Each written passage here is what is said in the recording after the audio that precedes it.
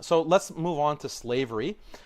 The reality is, to win a war in the pre-modern period, it was all about manpower. The main factor in whether your people would live or die was numbers. So this meant that if you won a battle, you couldn't just let the captives go, because they would just regroup and attack you again or join your enemies. So you only had two options. You either had to kill or enslave. Neither option is good, right? But that's just the nature of war. You always have to use violence against the other side. You either kill or enslave. So Harris, you want to criticize Islam and call Islam barbaric for having slavery, but imagine if I asked you this question.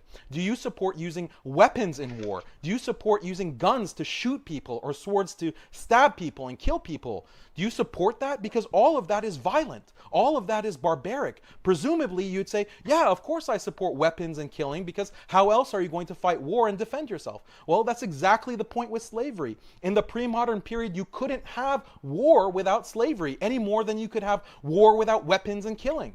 In other words, if killing people can sometimes be justified, then slavery can also sometimes be justified. And this is exactly what your friend, apostate prophet, accepted with open arms in our debate last year.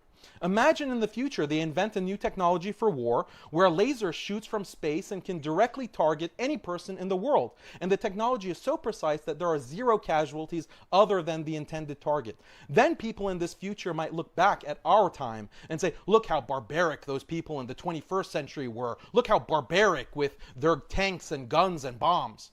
Would that make any sense? That's exactly what you're doing by criticizing Islam for slavery. You should just acknowledge that slavery could be completely justified in certain circumstances, which, by the way, are the circumstances people have lived in for 99% of human history. Now, if you want to argue that Islam requires enslaving people today, I would say that that is not correct. It depends on the imam. If you read fiqh, Islamic jurisprudence, this is very clear. There's no requirement that people captured in war are enslaved. This is discussed in classical fiqh books. For example, Bidayat al-Mujtahid by Ibn Rushd in the 12th century. Go to Kitab al-Jihad, and he summarizes the position of the four Sunni schools of fiqh. The imam has the option to pardon people and forego taking slaves in war. The imam does not have the option to suspend, for example, hudud punishments for lashing for fornicators. But taking slaves is one of those issues where the imam can forego if it's in the best interest of the Muslim community. So in modern times, a hypothetical imam could exercise this option and still be 100% consistent with the most strict understanding of traditional Islamic law. Now, Harris, since you seem to be ignorant about these details about Islamic law, I'll do you a favor and steelman your argument for you.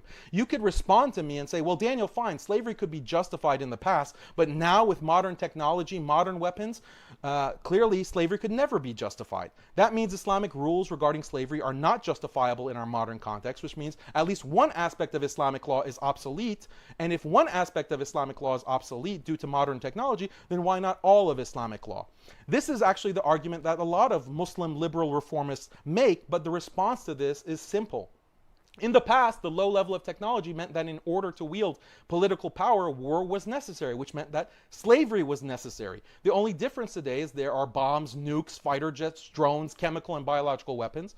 So now war is not about manpower. Basically, you have to believe that these new technologies are such a blessing, and we're better off because, at the very least, no one needs slavery to defend themselves, right?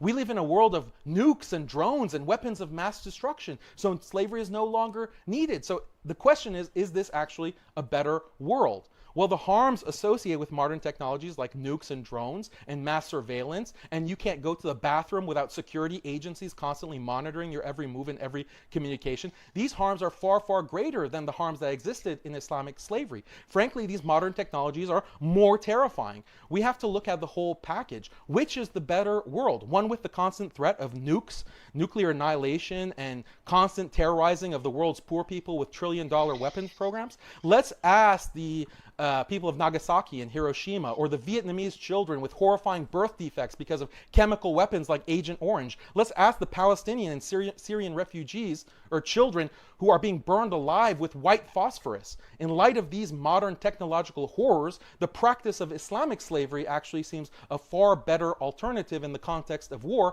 even if it were practiced today.